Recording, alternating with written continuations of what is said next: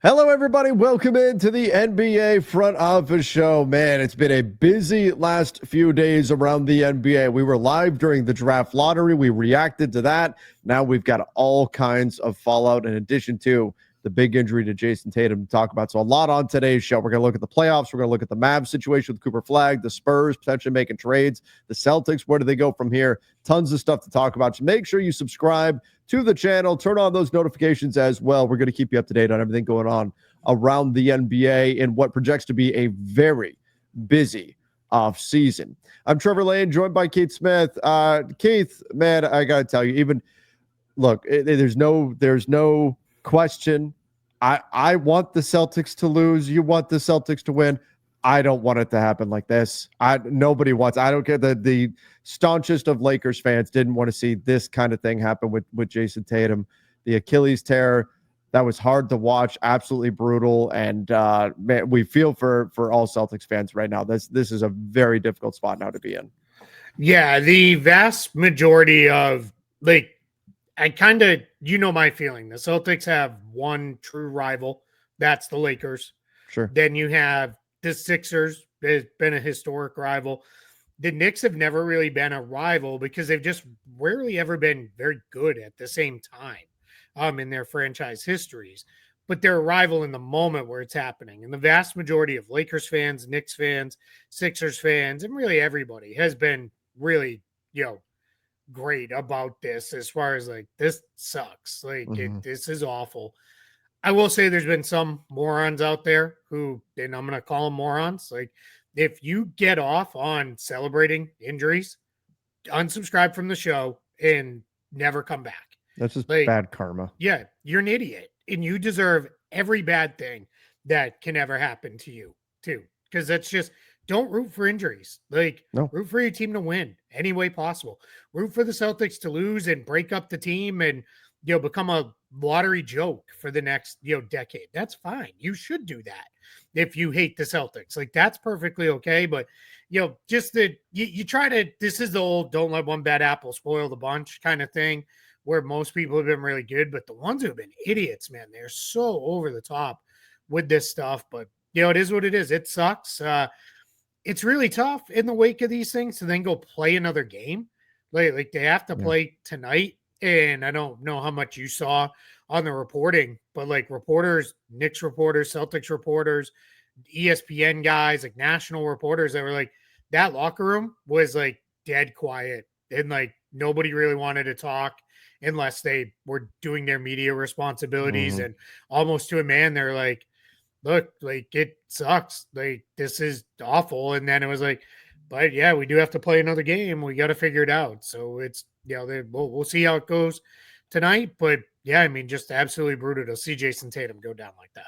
Interestingly, I just looked. The Celtics are a 4.5-point favorite I'm not tonight's. sure I understand that. Is that just the expectation is they're going to circle the wagons and this is going to be kind of the rally, let's prove everyone wrong type of mentality? Do you think that mentality is there, or do you think the Celtics are kind of this is it? We know what's coming now, and do they do what my Lakers did in Game 5 and say, yeah, we don't really want to get back on that plane? Yeah, well, and that's right. We talk about that all the time. It's you got to take another flight. Do you want to take it to vacation, or do you want to?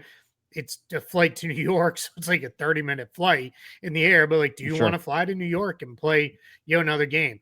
I think it'll look a lot like the Cavs looked. Cavs came out with great energy last night. The building was rocking in Cleveland. They were ready to get him going. They gave him a lift early, but that only lasts so long. Once that initial energy wears off, then it's, can you finish the game from there? My guess is the line is reflected in that the Knicks won 2 games with crazy comebacks where the Celtics fell apart. They got blown out in Game 3. Then the Knicks won Game 4. But Boston they kind of looked like zombies after Tatum went down. Yeah. And that's not why Boston lost by any means. The Knicks they were were already on up. their way to losing that game. But there was no real, the game wasn't competitive.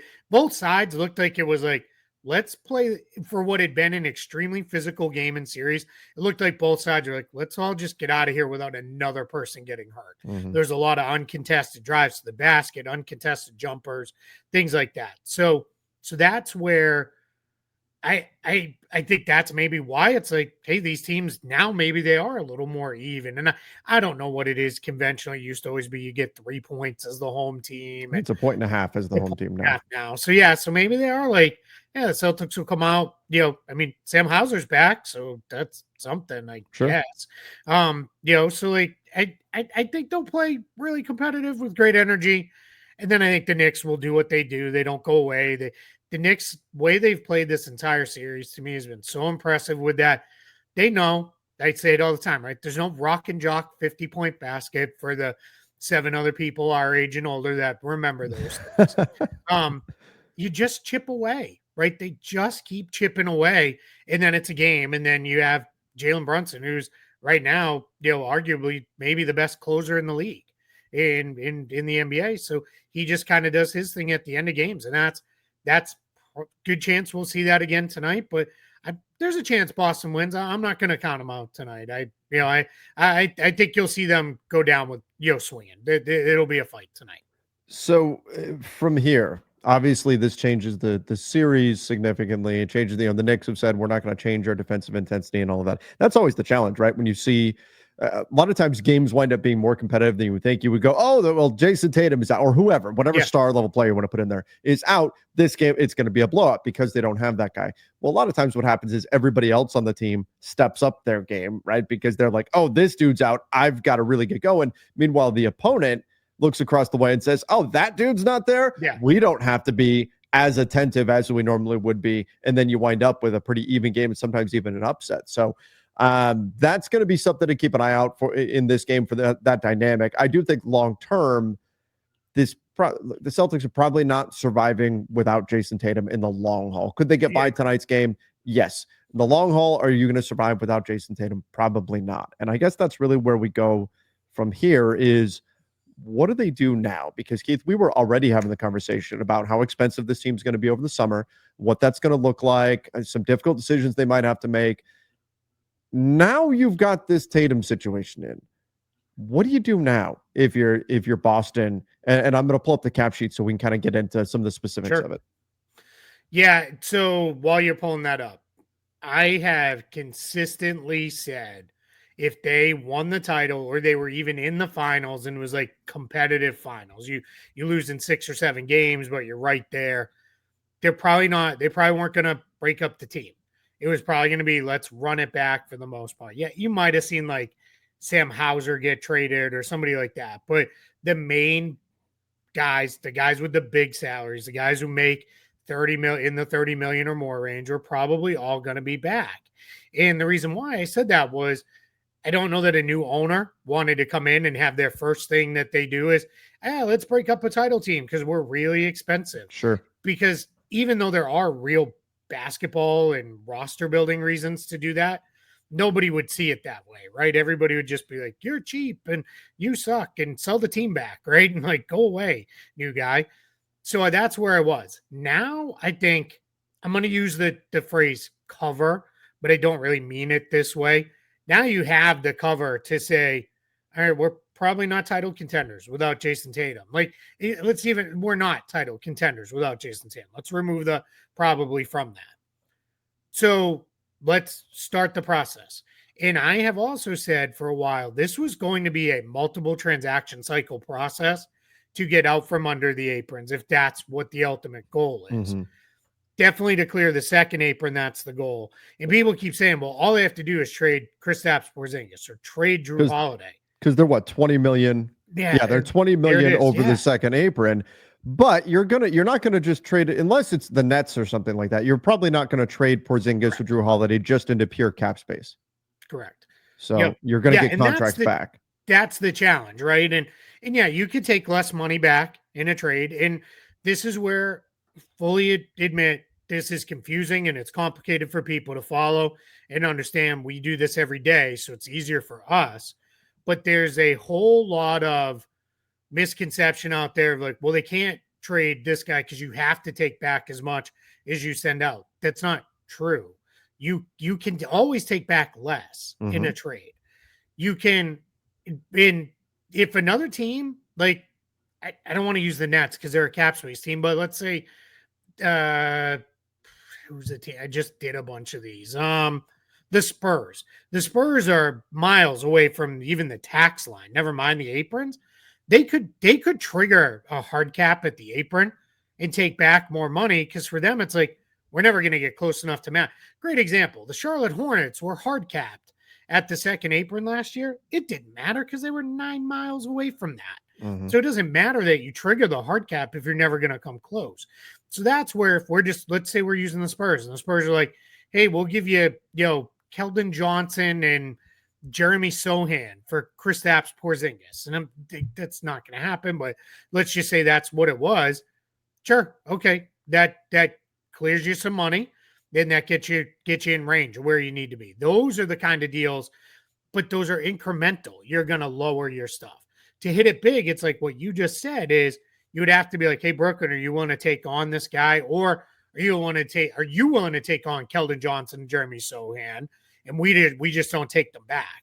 Right. You do that. And that's where, Sean Marks, Celtics or any other team, he's going to be sitting there with like, oh, hey, really complicated Kevin Durant trades or Giannis trades. We're here to help. Like, let us know. As an aside, that's probably why restricted free agents are like, damn it. Like, we may end up hanging out even longer than we usually do because the Nets may be like, we can't tie up cap space for a couple of days because we want to be able to be the third team in on a Giannis deal or a Durant deal or whatever it is. Or the team in on a Giannis deal. I think that's what the Nets want. Well, yeah, they'd like to be. Yeah, exactly. They'd like to be the direct trade partner with no one else involved, ideally, right? Yeah.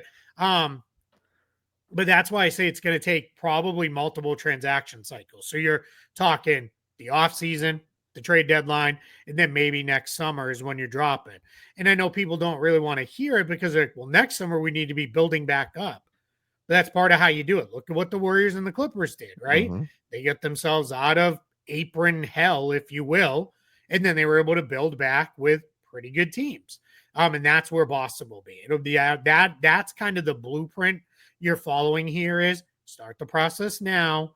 And then throughout the course of the next couple of cycles, get yourself in a position where you're going with that. But yeah, I mean, it's Porzingis, it's Holiday, it's Hauser. I don't think it'll be Derek White. I think they're probably going to want to keep him. He just makes a lot of sense to keep. I've seen some people say, could they trade Jayson Tatum? I know, like that's not going to be a thing they do. There's no rule preventing it. Sure. It won't be Pritchard. You don't achieve enough savings. He's too important and too good of a value at $7 million. And so that leaves the big kind of elephant in the room. Do you look at a Jaylen Brown trade? Like, is that where you go to say that's the biggest bang for our buck in terms of we could probably clear out salary, both immediate and long-term, and we will return good stuff for Jaylen Brown. Yes, he's had a down year, but he's still very good. This is still an all-star, still a guy who's an all-NBA level type of guy. That's probably your biggest bang for your buck as far as a return goes, if you wanted to go that direction. And I mean, I know Celtics fan may or may not want to hear this, but I mean, there's a world they've got their 2026 pick. Yep. Like if you were to get pure draft capital back for Jaylen Brown and Jayson Tatum's not playing next season and Drew Holiday is 57 years old and Kristaps Porzingis is still dealing with the remnants of whatever this weird viral thing, whatever's going on there. Like there's a world where suddenly the Celtics are in that draft lottery for next year. Now in the East, it's a little more difficult to project that than in the West. And so it would be tough to just say, oh, okay, no problem. They're going to get, they can luck out in the lottery. But you think back to the Warriors and obviously they used the number 2 pick on James Wiseman and that didn't work out, but they kind of had that like gap year, right? Where I'm not giving up on Wiseman yet. Come on. You're still in on Wiseman Island. I think I'm not trying to make light of a torn Achilles by any means, and certainly not today. Sure. But that kind of did it for me with James Wiseman. And it sucked because he actually was playing well. Yeah. With the Pacers. He looked good through the preseason and then looked good in his brief minutes and then went down. It. But I think I'm gonna let that stock go. That one's probably gone. But yes, you're right on the Warriors. Like, do you dip for a year and see what you can do? And it's another good draft class at the top. Yep. Again, there's a lot of really good players that you might want to be in the mix to try to acquire, including like one thing that is like, right, you go through the stages of grief, and one of them is bargaining. And one of the things I've seen Celtics fans say is, well, hey, AJ DeBonsa is from Brockton, which Brockton is like one of the biggest cities just south of Boston in the state. And like people are like, maybe we can get the local kid next year and have him, in a Celtics uniform. There were a few dreaming of what would it take to trade with Dallas? What would we have to give Dallas to get number one and bring the New England kid Cooper Flagg home in a Celtics uniform? Then we're going to get to that maybe here in a minute, but spoiler, Dallas has already basically said we're not trading out of number one. We're drafting Cooper Flagg. So it's going to be interesting to see. I don't know that they go to the extreme of trading Jaylen Brown and really trying to tank for a season, especially trying to tank in the East is difficult. But that said, I think now there's a lot of things that have to be on the table that we couldn't have foreseen being on the table just a few days ago. That's the bottom line here for Boston. And I do think this team's going to look, even without factoring in the Jayson Tatum piece, this team's going to look very different next year. And now that's even more cemented, I think, with the injury. Even if we go to like guys that are lower down as far as the salary structure, like Al Horford had said I want to say it was like a week ago, I'm not really thinking about retiring. Like, I'm still feeling good and I love playing here. Like, now maybe Al Horford's like, do I really want to play anywhere else? Right. And I wouldn't blame him if he did. If he still feels like he has mileage and he's like, hey, what I really want to do is go win a title, go sign up with a team you think is a title contender and, go be a, backup big man who plays, 25 minutes a night. Luke Cornett has had a wonderful season this year. And there was a world where you could have been like, all right, the Celtics may give him $5-6 million a year to bring him back. And I'm sorry, I'm being distracted because outside my window, there's a giant pink unicorn chair being moved into the house across the street. So I don't know, maybe.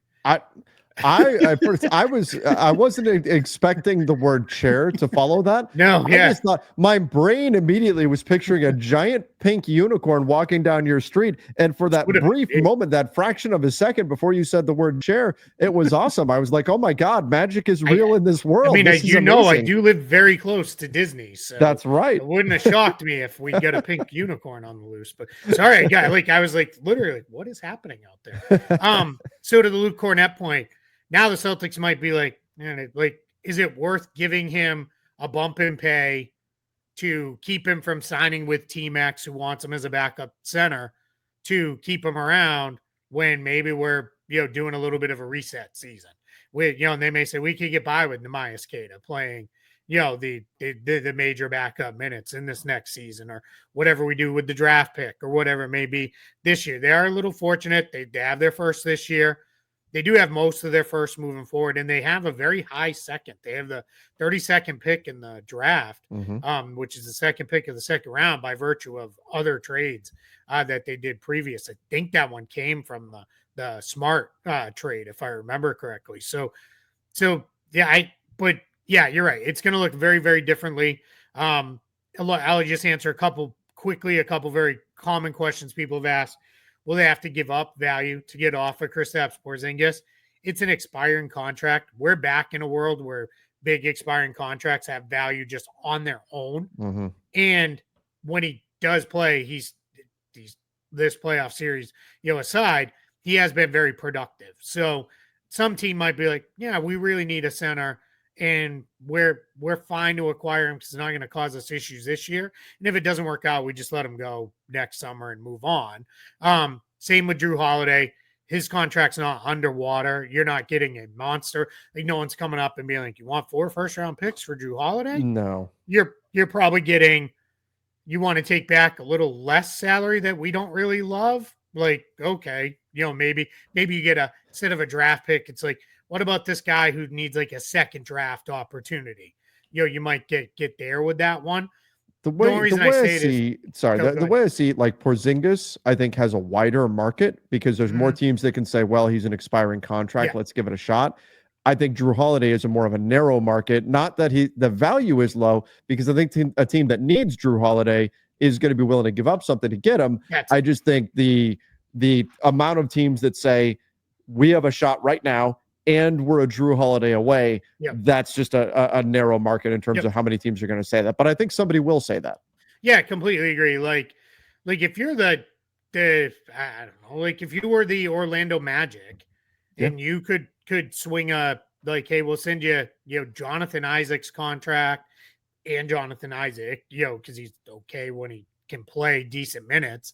We'll send you Isaac and I don't know, Anthony Black, because our backcourt will now be overstuffed for Drew Holiday.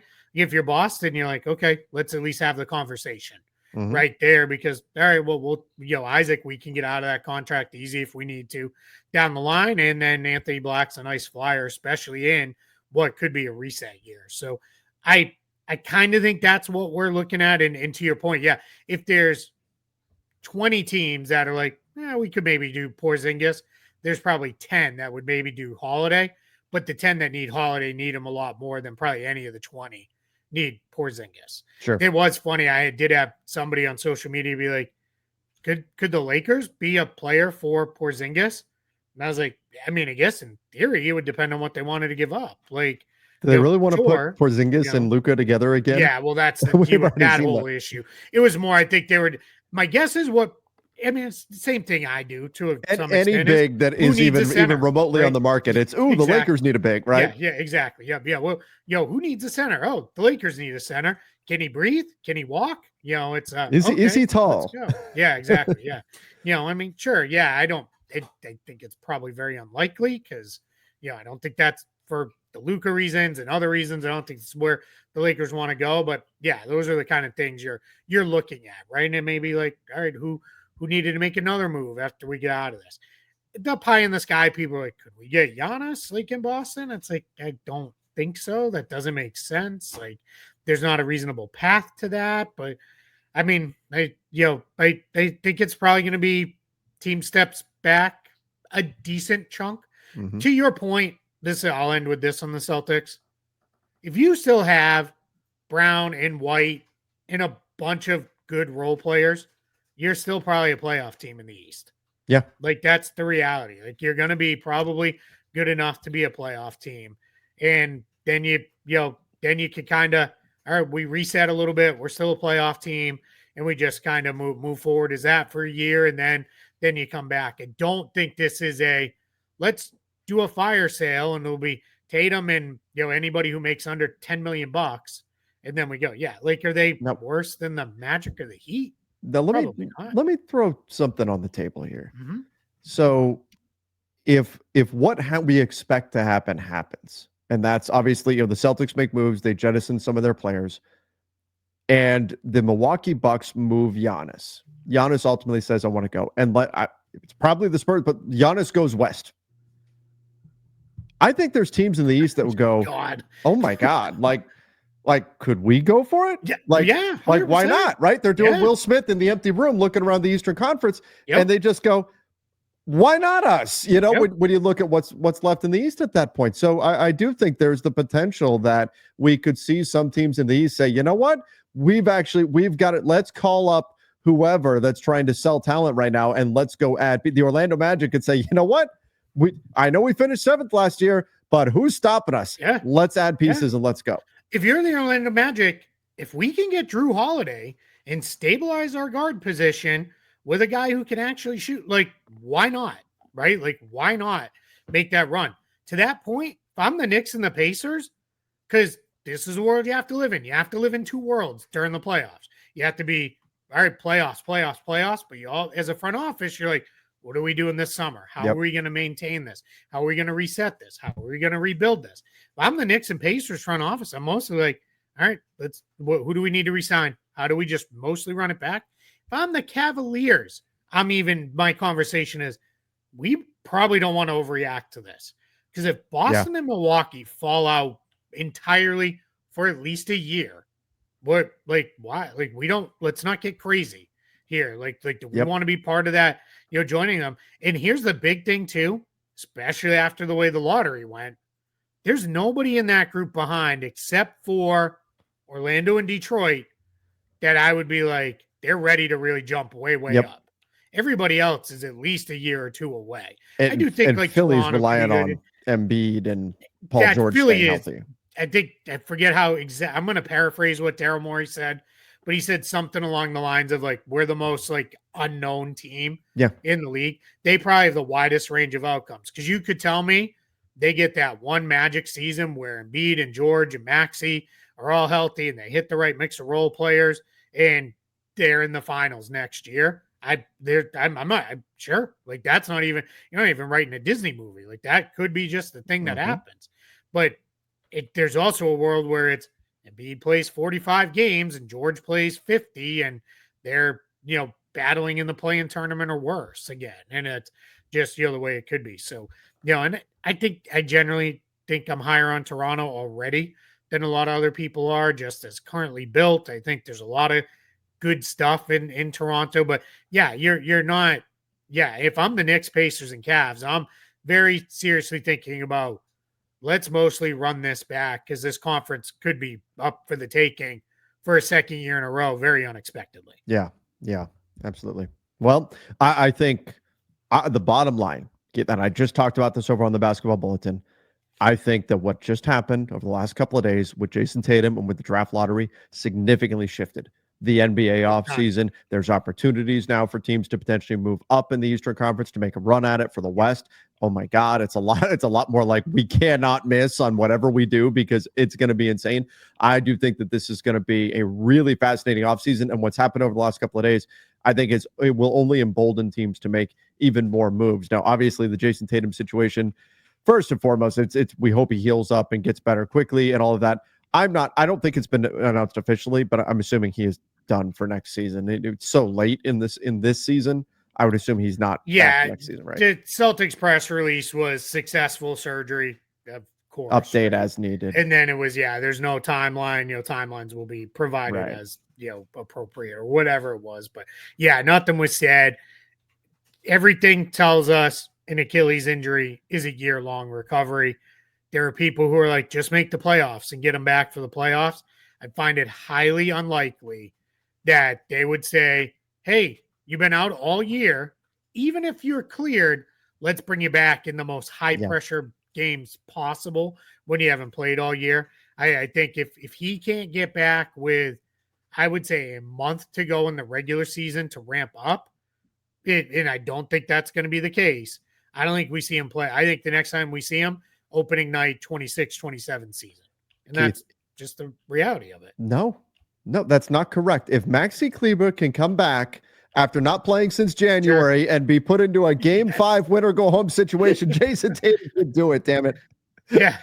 And we all saw how that went. That worked so well. Poor Maxi, too. I'm sure he showed up like, I'm available, but like, wait, he's like looking down the another Maxi on this. Are you pointing at me? Yeah. There's another Kleber. I haven't met him. That's weird. I didn't even know there was another one in the league. Yeah. Oh, okay. Let's jump over to some of the other news that we've got. The Mavs have via Tim McMahon of ESPN made it clear. Oh no, we're not going to mess around with trading for Giannis or anything like that. We are taking Cooper Flagg with the number 1 pick. So no drama at the top. We know exactly what Dallas is doing, and I think you can make an argument for the Mavs dangling this pick for Giannis and why that might make sense. And with Kyrie, with AD on the team and all of that. But ultimately, I think the Mavs look at this and go, oh my God, we just got a get out of jail free card. We just lost Luka. The entire league was laughing at us. And now we're getting the dude to replace Luka just like that. I mean, teams beg for situations, like praying for situations like this, and they got it. I think they're not going to take it for granted. They're going to take him and hope that Cooper Flagg is the guy they're building around for the next decade plus. Yeah, I think McMahon's exact quote was, Mavs, like governor or whatever title we want to use, Patrick Dumont, is not going to look a gift horse in the mouth, right? Like he's like, look at the gift we were just given. And if we follow a lot of the same Mavs people on social media, I know how many of them were retweeting versions of people being like, I'm back. Like, I'm back in now. Like, I'm like, all right, not that all is forgiven, but I'm back. Like, as a Mavs fan, like they didn't some of them made it quite clear in some very flowery language. They're still not big fans of Nico Harrison, but like Yes. they're like, I'm back in because Cooper Flagg's that exciting to have him. So yeah, Yep. now the only thing I'm disappointed in, dude, you missed it. It should have been Mavs planting Flagg. Damn The it. pun We had our little master. technical issues that I was dealing, and my brain That's was true, not in the right headspace. Yeah. Took us a Planting little while to Flagg. get the show even rolling tonight. That's right. Thank you. Thank you so much for changing everything on the fly, StreamYard. You're awesome for doing that. Appreciate you. But nonetheless, which actually has been a really good program for us. No, but it's great. It's always whenever you're like, you've got everything lined up and you're ready to go record, and then you go, oh, they just changed everything. Like, thank you so much for that. But Mavs taking Cooper Flagg. Yeah, it makes sense that they did planting their flag. Makes sense that this is what they're going to do. Now, again, we've talked about it, whether you want to believe that the draft is rigged or whatever. We know the conversations can ultimately flip to, should they tweak the lottery situation again?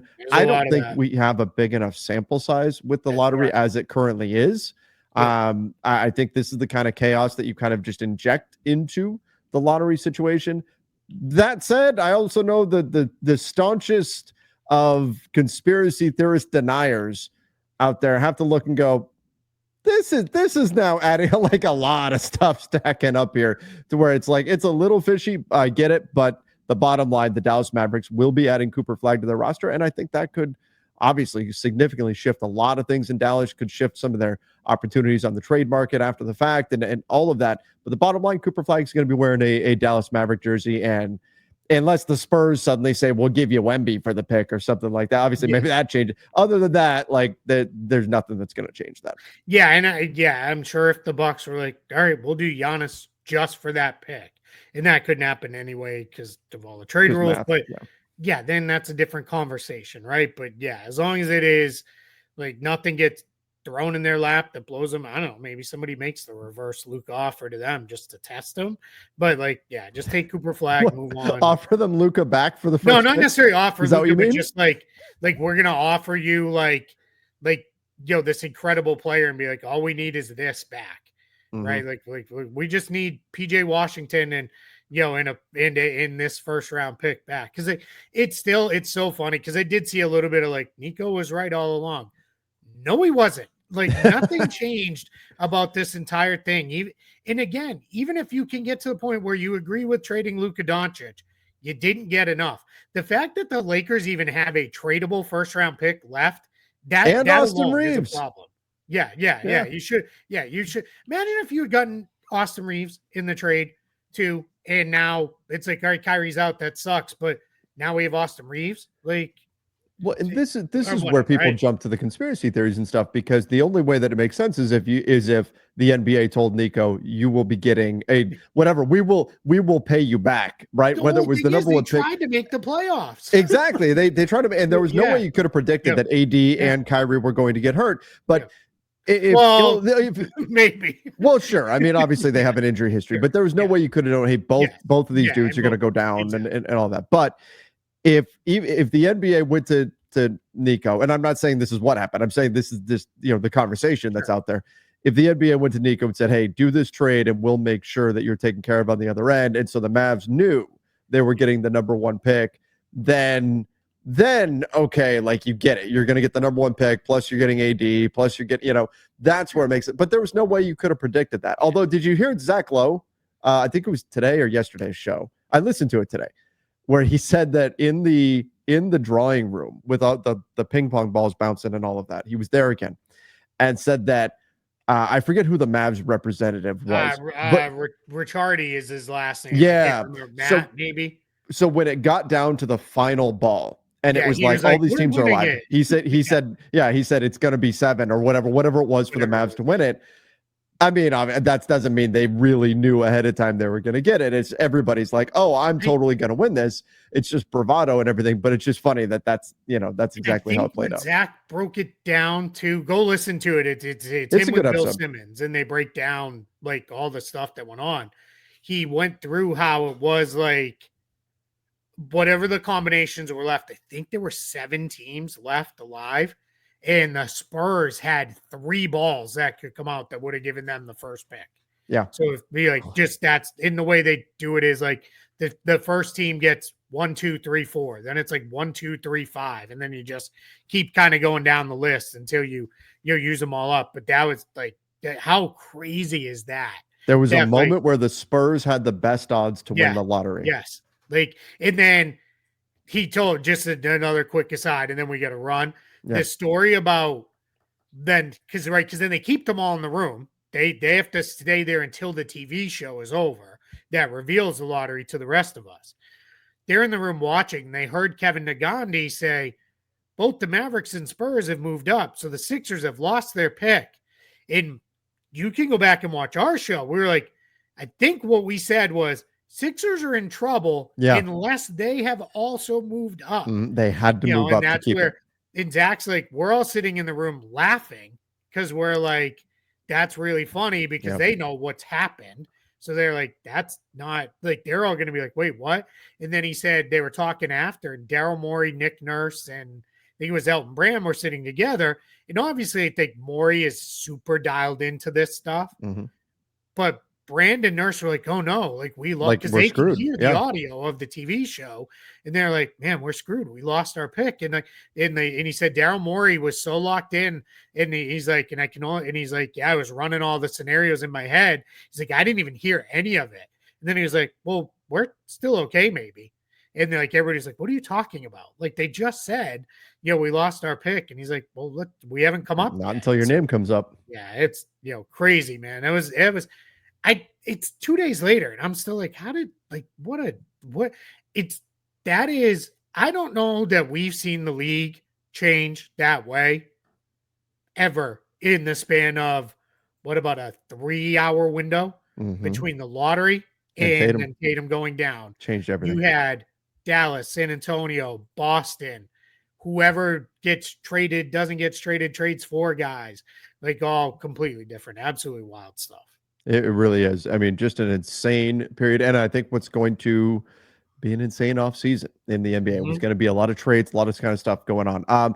We're going to talk more because we have some topics that we didn't get to on today's show. We'll talk more tomorrow about what the Spurs are going to do. We'll give an update, of course, on the playoffs. We've got the Wolves looking to try to close out the Warriors, the Knicks trying to close out the Celtics tonight. So we'll have updates on all that kind of stuff tomorrow. Let's go Nuggets. We need a game 7, and that's the one that's probably getting us there. Like that's what I put that out there on X last night. I was like, we deserve a game 7 in this series. It's been too good. So good. Yeah. Like, let's let's go Nuggets for game 6. And then quite frankly, I don't really care who wins game 7. Let's just have an awesome game. I'll leave with this. I think whoever wins that series is winning the title. Like, I feel pretty confident I think you make a good case unless for it. they win the series and like somebody gets hurt or something crazy. Sure. But like, no more injuries. Like we've had enough. Like, my God, we can talk about that maybe tomorrow too. Just the increase in injuries that we're seeing and perhaps why. So major ones too. Yeah, big time. Yeah. All right, everybody, make sure you do subscribe right here to the channel. Follow us over on Apple Podcasts, Spotify, wherever you listen to podcasts as well. Till next time, see you and stay safe.